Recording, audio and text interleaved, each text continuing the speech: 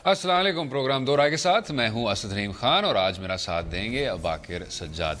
आज प्रोग्राम के पहले हिस्से में बात करेंगे लाहौर में सुप्रीम कोर्ट ने की रजिस्ट्री ऑफिस में होने वाली उस अहम समाअत की जिसमें मीडिया नुमाइंदे अदालत के नोटिस पर चीफ जस्टिस के रूबरू पेश हुए। ज़ैनब कत्ल केस के आज खुद नोटिस के बाद निजी चैनल के एंकर पर्सन के इंकशाफात मंजर आम पर आए और अदालती कार्रवाई ने एक नया मोड़ लिया। आज चीफ जस्टिस और डॉक्टर शाहिद मसूद साहब के माबीन इस केस के हवाले से एक मुकालमा भी हुआ। डॉक्टर साहब ने इल्ज़ामात का मुअस्सर जवाब तो नहीं दिया, उसके बजाय उन्होंने और तरह की बातें की और राव अनवार की तर्ज पर फरार होने की बात भी की, जिसके जवाब में अदालत ने नाम ECL में डालने की भी धमकी दी। क्या डॉक्टर शाहिद मसूद साहब ने इंकशाफात उनके लिए वबाल जान बन जाएंगे और मीडिया के अदारों के लिए खबर की तस्दीक और ज़ाब्ता अखलाक की पाबंदी कितनी ज़रूरी है, उस पर भी बात करेंगे। और अगले कुछ हिस्सों में बात करेंगे कमीशंस और JITs की अहमियत की और नताइज की, और जो अफ़गानिस्तान और पाकिस्तान के बीच ताल्लुकात में तलखी आ रही है। बाकिर साहब, जो आज हुआ अदालत उज़्मा की लाहौर रजिस्ट्री में, सबसे पहले ये जो अदारा है कुछ लोग उसको तनकीद का निशाना बना रहे हैं, लेकिन there is another way of looking at this which is कि ये एक बहुत सीरियस केस था, बहुत सीरियस इल्ज़ामात उठाए गए, डॉक्टर शाहिद मसूद साहब ने अपने चैनल में उठाए और फिर उसके बाद अदालत उज़्मा ने उनको तलब भी कर लिया। ये भी पता चल गया कि कोई सबूत नहीं था उनके पास, या फिलहाल वो डॉक्टर साहब का तो मौका फर्क है, वो तो कह रहे हैं कि जी फिलहाल की सबूत तो बात पे मैं डिसएग्री करता हूं। चले अभी स्टेट बैंक की एक रिपोर्ट आ गई, आपका एक मोतबर इदारा है, वो उसने दे दी। ना, मैं डॉक्टर साहब की आपको बात कर रहा हूँ, आप डॉक्टर साहब से डिसएग्री करें। वो यही कह रहे थे कि जी मेरे पास तो सबूत है, अभी इस वक्त नहीं है। आप कह रहे हैं स्टेट बैंक और इस तरह के अदारों की रिपोर्टें सामने आई हैं। कहना मैं ये चाह रहा हूँ कि अदालत ने यह साबित कर दिया कि ये बेबुनियाद इल्ज़ामात हैं। होना ये था, अगर डॉक्टर शाहिद मसूद साहब ना तलब होते या कोई इस तरह का जर्नलिस्ट ना तलब होता, कि फिर वही लड़ाई बन जानी थी कि जी पंजाब हुकूमत और वफाकी हुकूमत इस चीज़ को छुपा रही है, बाकी जो कुव्वतें हैं वो इस चीज़ को नुमायां करना चाह रही हैं, और जो एक तरह का अदारों में लड़ाई होने को जा रही थी वो आज अदालत उज़्मा ने साबित कर दिया कि नहीं जी, एक एंकर था और उसकी ये बेबुनियाद खबर थी। क्यों नहीं? आपने एक बहुत जबरदस्त उसका पॉजिटिव एंगल उसको देखा कि आप मनफी दे रहे हैं। वो उसका कि ये यकीनन एक बात है कि उसमें से आपने जो इंस्टीट्यूशंस के दरमियान जो हमने कन्फ्रंटेशन पिछले दिनों पे देखी, कई दफा बेसलेस वजह से शुरू हो जाती है, तो वो हो गई। अब जहां तक ज़ैनब का केस है, जहां पे उसने हमारे माशरे के अंदर गन को सामने लाया है, वहां पर हमारे जो पेशे के अंदर मसाइल है उनको भी सामने लाया। मसला 37 अकाउंट से शुरू हुआ, लेकिन अब एक नया रुख ले रहा है। आप कहते हैं कि जी वो उन्होंने एक्सपोज कर दिया कि एक एंकर है, लेकिन मैं आपसे इस तरह से डिसएग्री करूंगा। आपसे जैसे प्रोग्राम से पहले भी गुफ्तगू हो रही थी और आप कह रहे थे कि इस तरह का उनका तरीकाकार ही है, लेकिन इस चीज को यहां पर कंक्लूड कर देना चाहिए था। जब एक स्टेट बैंक की रिपोर्ट आ गई, आपका एक मोतबर इदारा है, उन्होंने कह दिया कि इस नाम के अकाउंट्स नहीं है।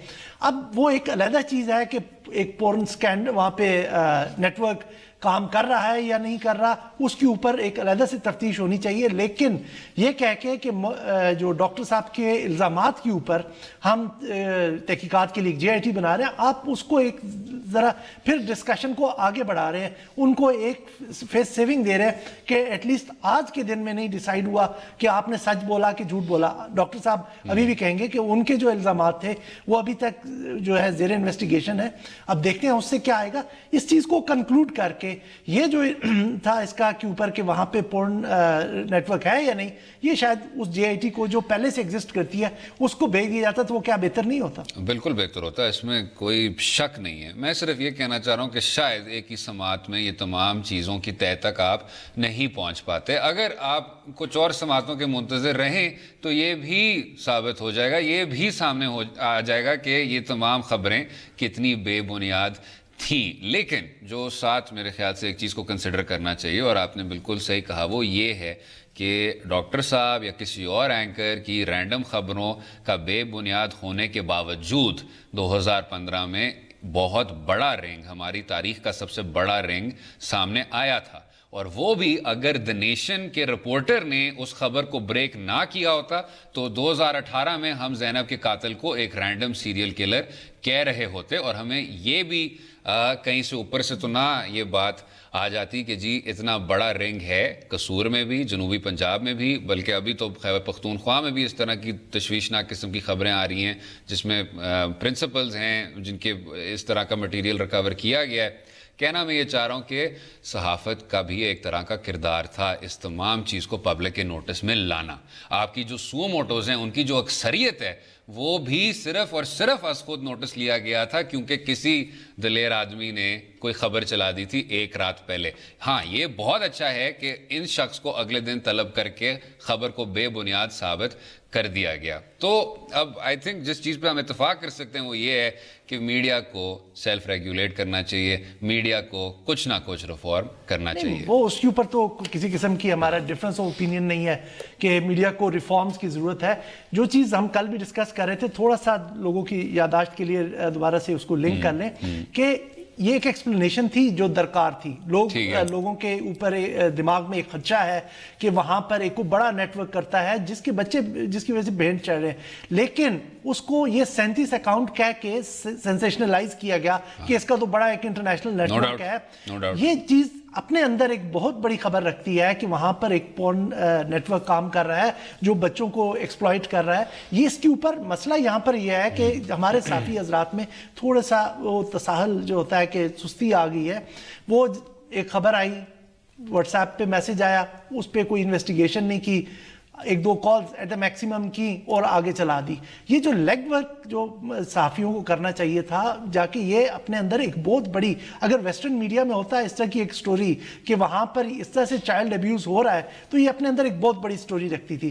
اس کو اگر آپ نے یہ 37 اکاؤنٹ کے اوپر لا کے ایک چھوٹے سکیل پر سینسیشنل تھا، تھوڑی دیر کے لیے اس نے ہٹ کیا میڈیا ہیڈ لائنز کو، اگر اس پہ اگر آپ لے آئے ہیں اور وہ چیز آپ کی باؤنس کر گئی ہے، اب آپ کے اوپر جو پورا کریڈیبلٹی ہے نا اس نیریٹو کی کہ قصور میں اس طرح سے وہ ہو رہا ہے، وہ پورا ایک کوسچن ہو گیا، وہ خراب ہو جاتا ہے۔ لیکن میں وہی کہہ رہا ہوں جناب، اسی تصویر کا دوسرا یہی ہے کہ نیشن کے صحافی 2015 میں انہوں نے وہ لیگ ورک کیا تھا، وہ وہاں گئے تھے، اور پھر اس کے بعد human rights commission of Pakistan بھی گیا تھا وہاں، پھر اس کے بعد national commission of human rights بھی گیا تھا وہاں، اور انہوں نے کہا تھا کہ یہ ان کی باتیں پوری طور پہ درست ہیں۔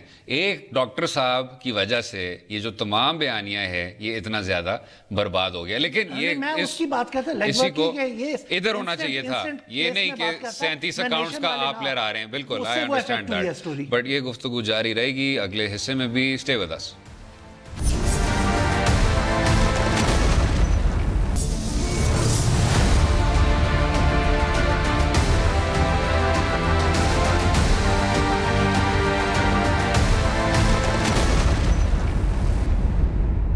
ویلکم بیک ٹو دو رائے۔ بات ہو رہی تھی زینب قتل کیس کے حوالے سے۔ عدالت عظمیٰ نے از خود نوٹس لے لیا اور آج ایک اینکر پرسن کے ساتھ چیف جسٹس آف پاکستان کا بھی مکالمہ ہوا۔ باقر صاحب، اب اس میں یہ تو ثابت ہو گیا کہ جی کوئی لیگ ورک نہیں ہوا تھا، آپ نے ایک فہرست لہرا دی اور اب آپ کو ثبوت نہیں ملنے کو جائے گا۔ اب اگر ہم بات کچھ کر لیں میڈیا ریفارمز کی، بہت آپ کے سینئر تجزیہ کار ہیں اور سینئر صحافی ہیں، سینئر کالم نگار ہیں جو کہہ رہے ہیں کہ یہ ایک سنہرا موقع ہے، اس موقع کا فائدہ اٹھائیں اور کچھ اصلاحی اقدامات لے لیں۔ ابھی عدالت عظمیٰ کی بھی توجہ آپ پہ ہے، آپ کے ادارے پہ ہے، اور آپ کے تمام جو پروسیجرز ہیں اس پہ بھی ہے، جو ایک پیمرا کا بھی کوڈ آف کانڈکٹ ہے، یا جو جرنلسٹ کے بھی اپنے کچھ نہ کچھ قوانین ہیں جن پہ زیادہ عمل درآمد نہیں ہوتا، ان کو سامنے رکھ کے کچھ نہ کچھ کریں، کوئی کارروائی ڈالیں۔ جو بنیادی چیز ہے اگر لوگوں کو سمجھ آ جائے تو وہ یہ ہے کہ جو کمرشل انٹرسٹس ہیں ان کو آپ ایڈیٹوریل انڈیپینڈنس کو کمرشل انٹرسٹ پہ نہ قربان کریں۔ تو سارے چینل بند ہو جائیں گے؟ نہیں، یہ سارے سیٹوں کے چینل ہیں۔ دنیا بھر میں صحافت نہیں ہو رہی ہے، ٹھیک ہے۔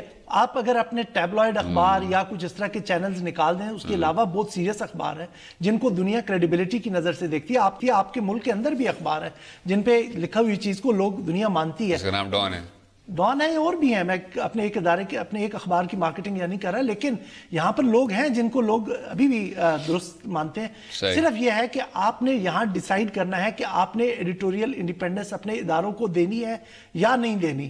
ठीक है, अभी ये लोग जाके ये करते हैं कि ठीक है इससे कमर्शियल रेटिंग्स मिलेंगी, इससे क्लिक्स हमें ज्यादा मिलेंगे। आप बहुत सी वेबसाइट्स देख लेना, हम तो टीवी और उससे अखबार से आगे बढ़ ही नहीं रहे। वेबसाइट के ऊपर जाके ऐसी ऐसी खबरें होती हैं जिनका मकसद ये होता है कि सिर्फ एक दफा क्लिक बेट। मुख्तसर सा सवाल बाकिर साहब, ये जो डॉक्टर साहब ने किया कल तो नहीं परसों, जो उन्होंने एक वो लिस्ट दिखाई और कहा कि ये 37 अकाउंट्स हैं, ये आपके मुताबिक क्या बहुत ज्यादा एडिटोरियल कंट्रोल की वजह से था या उसकी कमी की वजह से था?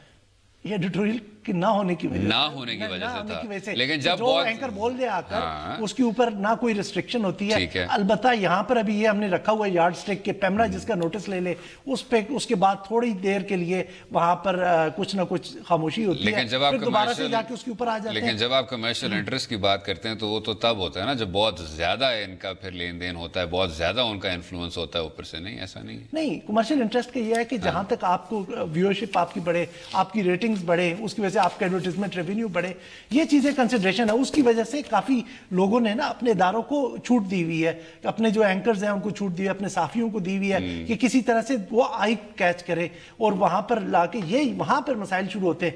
जब आप अपने अंदर देखेंगे कि आपने रेगुलेट करना है, रेगुलेशन ये नहीं कि एडिटर से शुरू होनी है, जो होती है वहां पर कंट्रोल वो साफी को अपने अंदर डेवलप करना है, उसके बाद जाके एडिटर की जिम्मेदारी है। तो सर आप भी तवील सहाफती तजर्बा रखते हैं, ये व्हाट्सएप मैसेज कहाँ से आते हैं लोगों को? अब तो दुनिया भर के व्हाट्सएप ग्रुप्स बन गए हैं कुछ, यहाँ तक के जितने ये इदारे हैं आप समझ लें कि जैसे फॉरेन ऑफिस है, मिलिट्री है, इन्होंने भी व्हाट्सएप के ऊपर ऑपरेट करना शुरू कर दिया, जिसका मुझे खुद इख्तलाफ है। एक प्रॉपर उनका अपना जो वो है क्या कहते हैं वेबसाइट या उनके उधर से रिलीज होना चाहिए। अब तो वहाँ से व्हाट्सएप मैसेज आता है या ट्विटर आता है, वो फॉर्मल प्रेस रिलीज भी जो है वो भी कहीं नापैद हो गई है इस सारे चक्कर में। और वहाँ पे व्हाट्सएप पे खबर तो होती ही है लेकिन प्रोपेगेंडा ज्यादा होता है। और जो सहाफियों को यहाँ मसाइल ये होते हैं कि इतनी ज्यादा उन पे बम्बार्डमेंट हो रही होती है मैसेज की, वो किसी भी मैसेज को पिक करके चला देते हैं क्योंकि उनके पास टाइम नहीं होता। एक कट थ्रोट कंपटीशन चल रहा है कि मैं इसके ऊपर क्यों टाइम जाया करूं उस खबर के ऊपर जब मेरे पास बनी बनाई आ चुकी है, और अगर मैं इसको पहले चला दूंगा तो शायद ये अपने मैं ब्यूरो चीफ के सामने जाके कह सकूं देखिए मैंने पहले चलाई थी, ये मेरी एक्सक्लूसिव स्टोरी थी। बिल्कुल सही। अब लेकिन अदालत उज़्मा में चीफ जस्टिस ऑफ पाकिस्तान ने यह भी कह दिया कि जी आपके साथ अच्छा नहीं होगा अगर आप इसी लाहे अमल को अपनाएं और अगर आप कोई हमें सबूत ना दे पाएं। इसलिए उन्होंने फिर एक और JIT भी कायम कर दी है और उस पर फिर डॉक्टर साहब ये भी कह रहे हैं कि जी मैं फिर फरार हो जाऊंगा राव अनवार स्टाइल। ये तो एरोगेंस है ना, आप मुझे जरा बात करने दें। कोई एक्सपेक्ट नहीं कर सकता कि एक रीजनेबल आदमी जाके एक उस तरह की बात करे, बल्कि वो तो एक तरह से उनको चढ़ा रहे थे कि जी देखें आपके अहकामात के बावजूद राव अनवार फरार हो जाते हैं तो मैं क्यों नहीं फरार हो सकता। ये तो चढ़ाने वाली बात है, ये एरोगेंस है जो कुछ लोगों में आ चुकी है, उसका तो कोई हल नहीं है।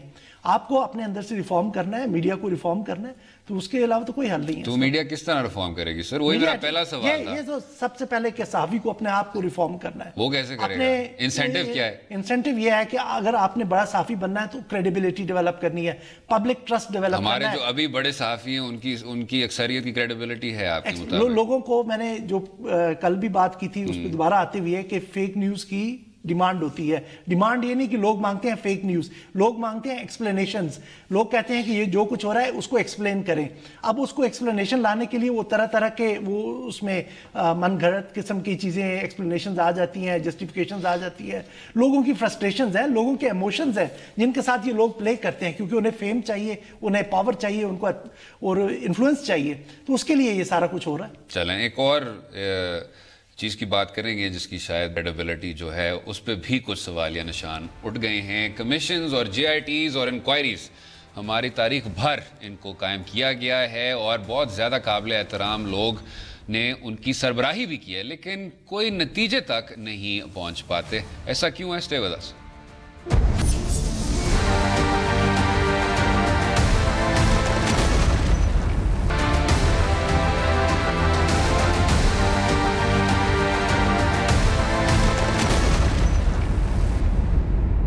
वेलकम بیک ٹو دو رائے سلسلے میں مختلف واقعات پر بننے والے JIT اور جوڈیشل کمیشنز کے حوالے سے بات کریں گے کہ ان کے تشکیل اور نتائج سے کیا معاملات کا حل نکل پاتا ہے اور ماضی میں بننے والے بے شمار کمیشنز متنازع کیوں رہے ہیں۔ اب آج چیف جسٹس آف پاکستان نے بھی جوڈیشل کمیشنز کی تشکیل کے حوالے سے اہم بات کی ہے اور کہا کہ سلیم شہزاد کے قتل کے بعد بننے والے جوڈیشل کمیشن کے بھی کوئی خاطر خواہ نتائج سامنے نہیں آئے، لہٰذا اب مجھے جوڈیشل کمیشن کی تشکیل کا مت جائے۔ جناب باقر صاحب، اگر آپ تاریخ میں ان تمام کمیشنز کی اکثریت کو سامنے رکھ لیں، چاہے وہ ایبٹ آباد کمیشن ہو، to start with the most recent, مجھے لیکن جو سب سے زیادہ انٹرسٹنگ لگتا ہے حمود الرحمان کمیشن۔ آپ کی ملک کی تاریخ کا اتنا بڑا سانحہ کہہ سکتے ہیں جی کہ ایسٹ پاکستان الگ ہو گیا، اس کے بعد جسٹس حمود الرحمان صاحب کے سربراہی میں ایک کمیشن قائم کیا جاتا ہے۔ 40 سال اس رپورٹ کو آپ 28 سال اس کو آپ اندھیرے میں رکھتے ہیں، پھر 2001 میں یہ رپورٹ سامنے آ جاتی ہے۔ کیونکہ ایک انڈین اخبار اس کو بریک کرتا ہے۔ مائی مسٹیک، 30 سال 1971 اس کے بعد حمود الرحمان کمیشن بیٹھا اور پھر 2001 میں وہ رپورٹ لیک ہوئی۔ 2.5 سال میں کمپلیٹ کر لیا تھا، جب پرزنرز واپس آئے ان کے ضمنیہ ساتھ لگا کے انہوں نے پورا کر لیا۔ That's right۔ اور صرف تب جب ہندوستان کے پیپر کو اس چیز کو بریک کرنے والا تھا، ان کو بھی صرف سپلمنٹری رپورٹ ملی تھی، مین رپورٹ نہیں ملی تھی۔ آپ نے ابھی تک جو مین حمود الرحمان کمیشن رپورٹ ہے اس کو بھی سامنے نہیں آنے دیا، ابھی بھی صرف اور صرف ہمیں سپلمنٹری رپورٹ تک رسائی ہے۔ اب آپ نے اگر باقی کمیشنز کو بھی دیکھنا ہے، وہ جب کمیشن بن بھی جاتے ہیں، اگر ان کے بہت زیادہ تعمیری نتائج بھی ہوں، ریکمنڈیشنز بھی ہوں، وہ سامنے نہیں آ پاتے۔ ابھی جو نیب کے چیئرمین صاحب ہیں، وہ ایبٹ آباد کمیشن کے وہ سربراہ تھے، وہ کہہ رہے ہیں کہ جی میرا تو اس میں تھا ہی نہیں، جورسڈکشن میں ہی نہیں تھا کہ میں اس کو پبلک کروں کہ نہ کروں، کوئی مجھے پبلک کرنا ہی نہیں دیتا۔ تو کیا سپریم کورٹ کا یہ موقف درست ہے؟ نہیں، سپریم کورٹ کا جو موقف ہے وہ یہ، اس کا بیسک جو پریمس ہے وہ یہ ہے کہ ان پہ کچھ عمل درآمد نہیں ہوتا، یہ ایک فیوٹائل ایکسرسائز ہے۔ تھوڑا سا میں جسٹ فار انفارمیشن آف جو ہوتا ہے ہمارے ناظرین ہیں ان کی بتاؤں کہ 2 طرح کے کمیشنز بنتے ہیں۔ ایک 184(3) کے تحت بنتا ہے جو سپریم کورٹ کے ججز خود سے ایک پبلک امپورٹنس کے ایشو کے اوپر کہ جہاں سمجھتے ہوں کہ فنڈامنٹل رائٹس بریچ ہوئے وہ بنا دیتے ہیں۔ 1953 کا قانون ہے، 1956 کا ایک ہے کمیشن آف انکوائری ایکٹ ہے، اس کے تحت یہ جو چیف جسٹس صاحب آج جس کی بات کر رہے ہیں وہ کمیشن آف انکوائری ایکٹ 1956 کے تحت، جہاں پہ وفاقی حکومت یا کوئی صوبائی حکومت کسی کورٹ سے کہتی ہے کہ یہ واقعہ ہو چکا ہے، آپ ہمیں نام دیں، ہم جوڈیشل کمیشن اس پہ بنانا چاہتے ہیں تاکہ اس کی انویسٹیگیشن ہو۔ جو ارادہ پیچھے ہوتا ہے بیسک وہ یہ ہوتا ہے کہ کسی طرح سے اس سچویشن کو ڈیفیوز کیا جائے۔ میں دوسروں کی بات کر رہا ہوں، یہ جو 184(3) کے تحت وہ ایک سیپریٹ کہانی ہے۔ یہ 1956 والے کمیشن ایکٹ کے تحت جو بنتے ہیں اس کا یہ ہوتا ہے کہ کسی طرح سچویشن ڈیفیوز کی جائے، ان کے ٹرمز آف ریفرنس میں بھی یہ ہوتا ہے کہ ریکمنڈیشن دی جائے۔ اب وہ کرتے کیا ہے، آپ نے تو جو بڑے کیسز کی بات کی، حمود الرحمان کی بات کی، اس طرح لیاقت علی خان صاحب کے مرڈر کے اوپر بھی بنا تھا، ضیاء الحق کے جہاز پہ بھی بنا تھا، تو یہ وہاں کرتے کرتے صحافیوں سلیم شہزاد جن کی انہوں نے بات کی ہے، خود جسٹس صاحب اس کو سربراہی کر رہے تھے۔ تو ان کمیشنز کا کام یہ ہوتا ہے کہ ریکمنڈیشنز دیں، وہ کسی کو گلٹی نہیں ٹھہراتے، وہ کسی کی ذمہ داری کا تعین نہیں کرتے کہ اس نے یہ غلط کیا ہے، اس کو یہ سزا دی جائے۔ بالکل ایسا ہی ہے۔ تو اس وجہ سے بھی ایک ان کے بارے میں تھوڑی سی وہ یہ ہے کہ عدم وہ ڈسسیٹسفیکشن ہے کہ ہم شاید یہ اس طرح سے ڈیلیور نہیں کر پاتے۔ جب امیجیٹ آبجیکٹیو ہی یہ ہو کہ کسی طرح سے وہ جو سچویشن ایک بن رہی ہے اس کو ڈیفیوز کیا جائے اور لوگ سمجھیں کہ ایک جوڈیشل پروسیس شروع ہو چکا ہے، ٹھیک ہے، اس کے ریکمنڈیشنز آئیں، ان کے اوپر بھی عمل درآمد کر دیں۔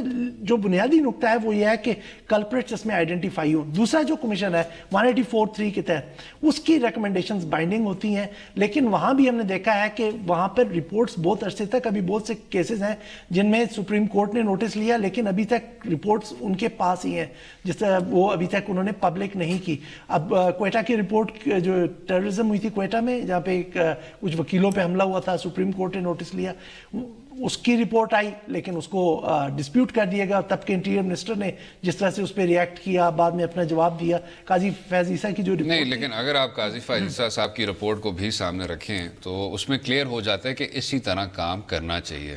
جس طرح آپ نے کہا کمیشن آف انکوائری ایکٹ بھی ہے 184(3) کے تحت بھی آپ ان تمام انکوائریوں کو قائم کر سکتے ہیں، لیکن ان کا جو مقصد ہے بنیادی وہ یہی ہے کہ ہم کسی نہ کسی طرح سے حقیقت تک پہنچیں، اور کچھ لوگوں کو، اگر کچھ لوگ ہیں جو ملوث ہیں کام میں، ان کو قصوروار ٹھہرائیں۔ بات تو سنیں نا سر، اس میں جو تھا قاضی فائز عیسیٰ صاحب کی رپورٹ، اس میں انہوں نے بہت ہی سخت زبان استعمال کی تھی تب کے وزیر داخلہ چودھری نثار صاحب کے متعلق، اس لیے وزیر داخلہ صاحب کے اتنے سخت پھر آگے سے اعتراضات تھے۔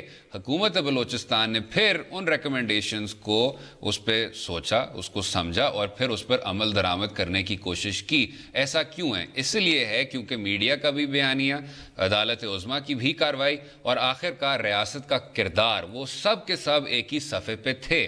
جو سوال میرا تھا، جو میں شروع میں کر رہا تھا، وہ یہی تھا کہ اگر آپ ان رپورٹس کو سامنے نہیں رکھیں گے تو پھر ان کا کیا فائدہ ہو سکتا ہے؟ عام شہری کے توقعات یہ نہیں ہیں کہ جو یہ جوڈیشل کمیشن ہے یا جوڈیشل انکوائری ہے، اس سے کسی آدمی کو آپ اندر کر کے جیل میں پھینک دیں گے۔ اس کی یہی توقعات ہیں کہ جس طرح کوئٹہ کمیشن ہوا، یا آئرونکلی جو دوسری میمو گیٹ کی کمیشن تھی، وہ بھی قاضی فائز عیسیٰ کی لکھی ہوئی تھی، اس میں بھی انہوں نے بہت ہی خوبصورتی سے ڈیڈکشن کے ذریعے حسین حقانی صاحب اور منصور اعجاز صاحب کو کہا تھا کہ جی یہی لوگ ہیں، انہوں نے ہی ان تمام بی بی ایم ٹرانسکرپٹس لکھے تھے، اور انہوں نے ہی پھر امریکیوں کو انوائٹ کیا تھا کہ جی آپ آ جائیں اور ہم پہ مسلط ہو جائیں۔ تو لیکن یہ آپ جوڈیشل ان کی بات کر رہے ہیں نا، 184(3) والے، 184(3) والے، جو میں بات کر رہا ہوں کمیشن آف انکوائری ایکٹ کے تحت جو بنتی ہے، ان میں زیادہ تر ریکمنڈیٹری ہوتا ہے، ان کی بائنڈنگ نہیں ہوتی۔ ریکمنڈیٹری تو یہ بھی ہوتا ہے، وہ بھی بائنڈنگ نہیں ہوتا، بائنڈنگ نہیں ہوتی، لیکن ان کے پاس ریسورسز زیادہ ہوتے ہیں، ان کے پاس زیادہ پاور زیادہ ہوتی ہے کہ یہ زیادہ ڈیپتھ میں جا کے اس کو انویسٹیگیٹ کر سکتے ہیں۔ اس کی جو ہوتی ہے، اس کی ٹیو آرز کافی لمیٹڈ ہوتی ہیں، جس کی وجہ سے سامنے نہیں آتا۔ لوگوں کے جو سوالات جو ہوتے ہیں، وہ ان کے جوابات ان کو نہیں ملتے، جس کی وجہ سے وہ تشنگی رہ جاتی ہے۔ یہ میرا اس کے اس میں پوائنٹ ہے۔ جو پنجاب ڈسٹربنسز ہوئے تھے 1953 والے، وہ 184(3) کے تحت تو نہیں بنے تھے شاید، یا بنے تھے؟ اچھا نہیں، لیکن خیر یہ آپ کی بات بالکل درست ہے کہ عام طور پہ جو اس طرح کے کمیشنز بنتے ہیں، اور یہ جاتا ہے ایک سازش ہے، لیکن یہ نہیں بتایا جاتا سازش کس نے کی ہے۔ چیف جسٹس انور وزیر جمالی صاحب نے یہ فرمایا تھا جب یہ پیناما کا کیس بھی آیا تھا، ان کو ملا تھا کہ یہ ٹوتھ لیس کمیشن بنتی ہے اس ہی قانون کے تحت، تو شاید پھر آپ کو اسی قانون میں بھی پھر اصلاح کرنا ہوگا، اور جو انکوائری جس کی سربراہی میں آپ یہ تمام چیزیں کرتے ہیں، اس کو پھر ہائی کورٹ کے جج یا سپریم کورٹ کے جج کے اختیارات دیں، جس طرح 184 والے کو دیا جاتا ہے۔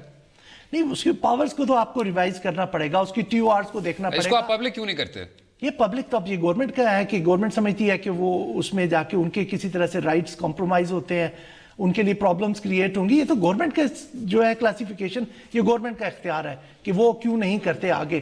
یہ اپنا او بی ایل رپورٹ کے اوپر بھی یہی مسئلہ رہا ہے، ابھی تک پرائم منسٹر کے پاس پڑی ہے۔ اگر سامنے آ جائے تو بہت کچھ جو ہمارے نیشنل سیکیورٹی کے مسائل اس وقت چل رہے ہیں، جو ہم سمجھتے ہیں جو سول ملٹری ریلیشن شپ میں بھی کافی حد تک کلیئرٹی آ جائے گی۔ یہاں مسئلہ ہے کہ یا تو وکی لیکس کی طرح کوئی چیز ایکسپوز آ جائے، وہ ہم اٹھا لیں گے۔ اس طرح سے رپورٹ جو اب میمو گیٹ کی بھی ہے، وہ بھی لوگوں کے پاس رپورٹ ہے لیکن آفیشیلی ڈکلیئر نہیں ہوئی۔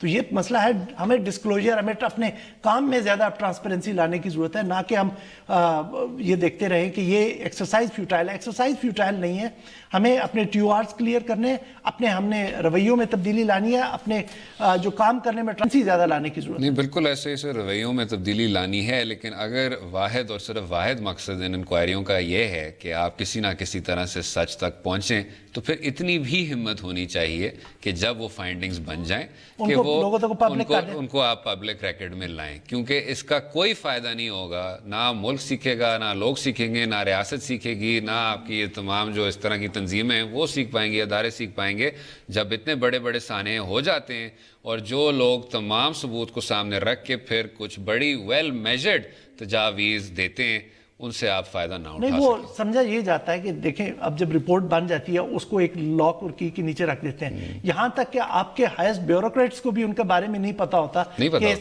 اس انکوائری میں کیا نکلا۔ یہ ایک ویسٹ آف ریسورس اور ویسٹ آف ٹائم ہے، یہاں تک تو میں ایگری کرتا ہوں۔ اس کا آبجیکٹیو اچھا ہے کہ کسی طرح سچائی تک پہنچا جائے، وہ کمٹمنٹ ایک جوڈیشری کی ہے کہ جناب سچائی بھی ہو، انصاف بھی ہو، سب کچھ ہو، لیکن ہمارے وہی بات آ جاتی ہے کہ رویے جب تک چینج نہیں ہوں گے، ہمیں وہ ایک خدشہ نہیں رہے گا کہ شاید شاید اگر اس انکوائری کی رپورٹ سامنے آ گئی تو ہماری حکومت کو گرا دے گی, میری پوزیشن کمپرومائز ہو جائے گی. اگر ہم اس خوف سے نکل آئے تو پروبیبلی یہ چینج آ سکتی ہے. بالکل ٹھیک ہے. اگلے حصے میں کچھ بیرونی معاملات کے بارے میں بات کریں گے. افغانستان میں ایک انتہائی اندوناک واقعہ ہوا, اس پر بھی بات کریں گے. اسٹے ود اس.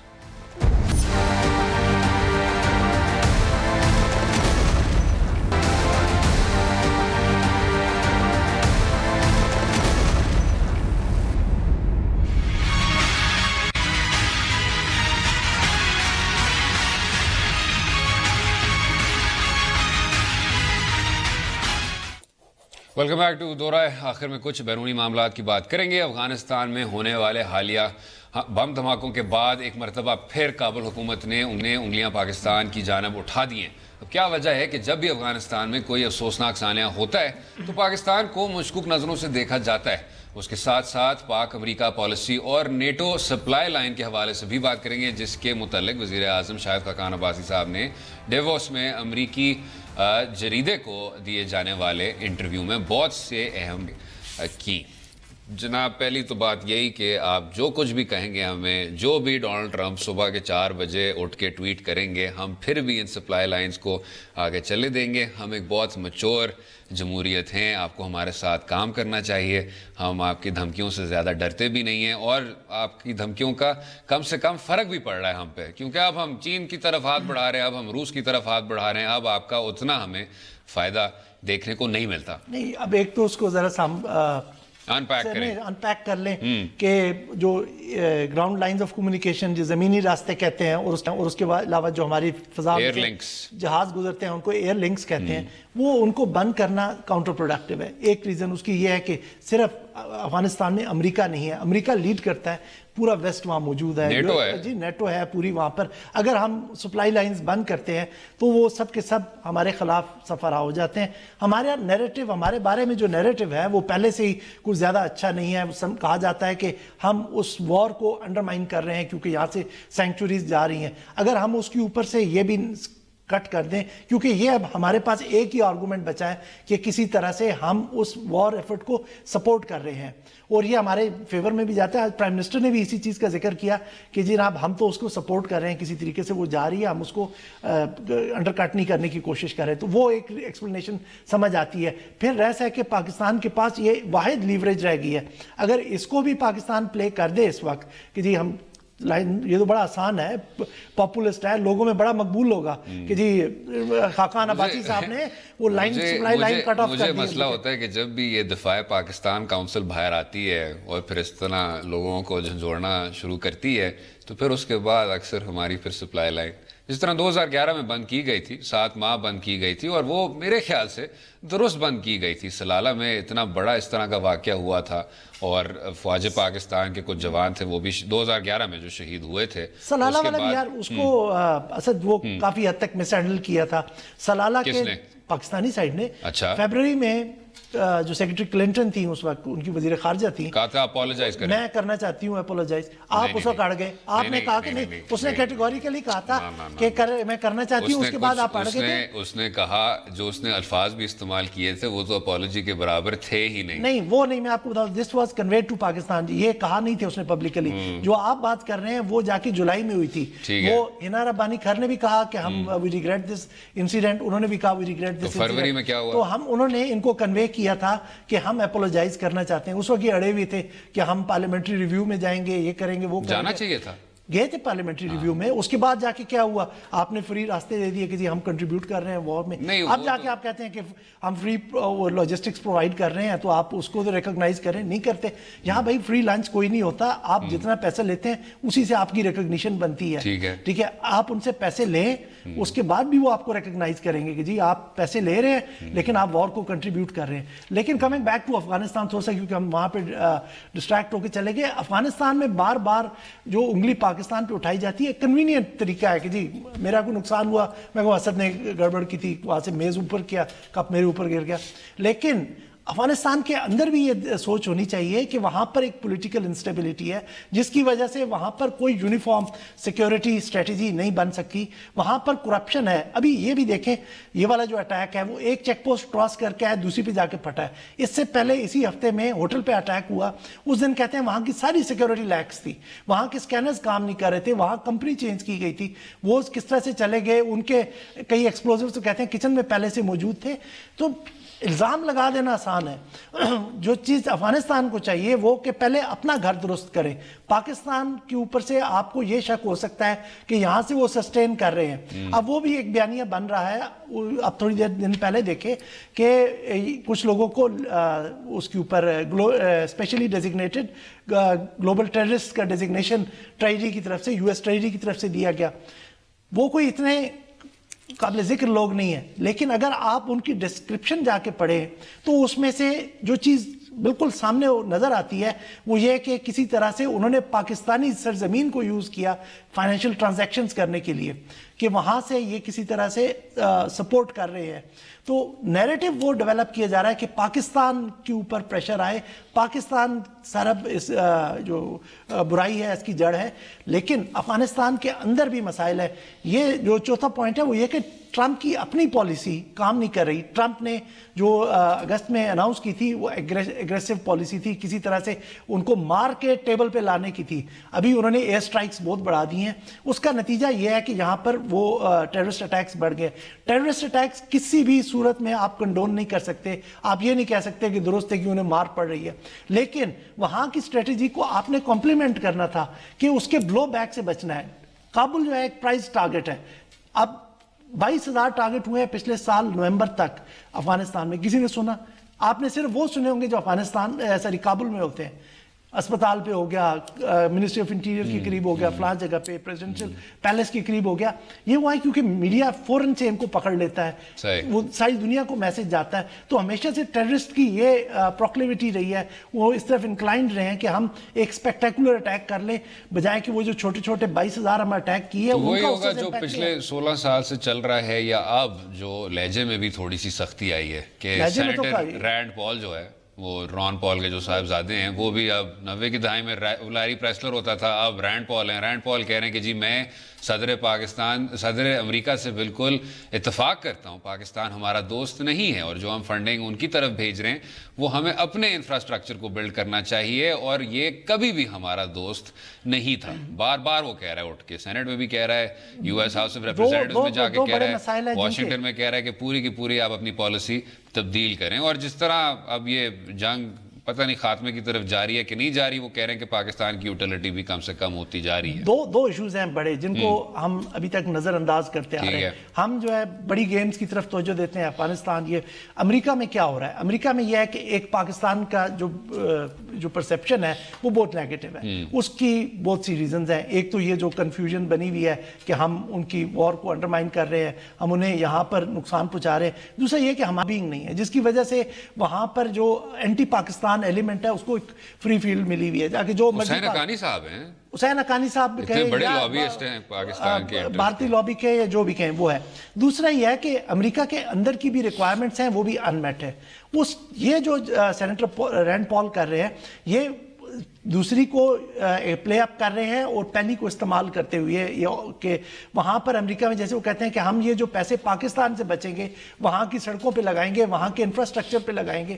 یہ وہاں کی الیکٹوریٹ کو, وہاں کی کانسٹیچوئنسیز کے ساتھ ریزونیٹ کرتا ہے. آپ نے دیکھا ہوگا جب انہوں نے ٹرمپ کی ٹویٹ سے ہوشیاری پکڑی تھی, انہوں نے جب ٹرمپ کی نیو ایئر ٹویٹ آئی تھی اس کے ساتھ یہ اناؤنس کیا تھا کہ میں یہ لیجسلیشن لے کے آ رہا ہوں, تو اس کو پریزیڈنٹ کی بیکنگ بھی ہے. یہ رینڈ پال جو ہے یہ بڑے لیڈر قسم کے ہیں. انہوں نے جو پیچھے بھی پاکستان کی ایڈ پہ کافی زیادہ کٹس لگائے, لیکن جو سب سے امپورٹنٹ جو پاکستان کو نقصان انہوں نے پہنچایا تھا وہ یہ F-16 کی ڈیل تھی, جس کے اوپر انہوں نے لیجسلیشن لائے اور اس کو فورن ملٹری فنڈنگ سے فائنینس ہونا تھا, لیکن انہوں نے وہ رکوا دیا.